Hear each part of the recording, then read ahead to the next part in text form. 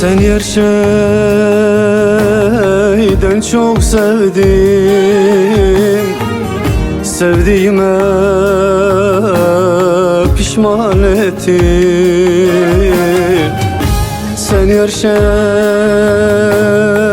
şeyden çok sevdim. Sevdiğime pişman ettin. Ben yerden yere vurdun, hayatımı viran ettin. Ben yerden yere vurdun zalim, hayatımı viran ettin. Ey vicdansız sevdiğim, ey hayırsız sevdiğim, ey kitapsız sevdiğim, insan böyle eder mi? Ey vicdansız sevdiğim,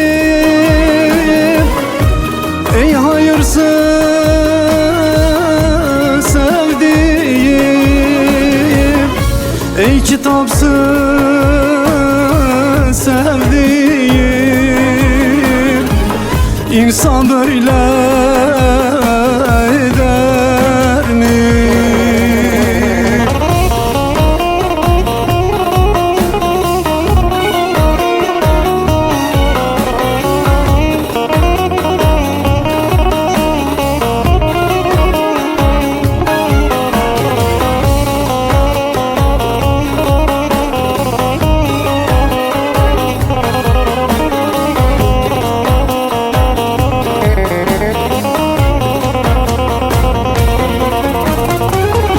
Her gece ağlattın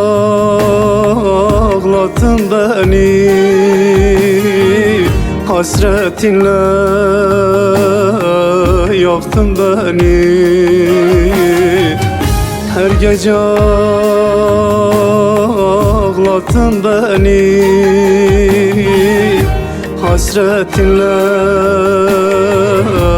yaktın beni.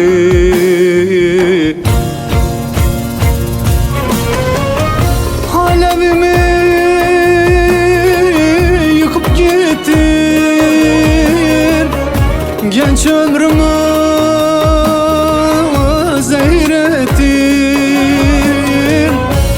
Alevimi yıkıp gittin zalim, genç ömrümü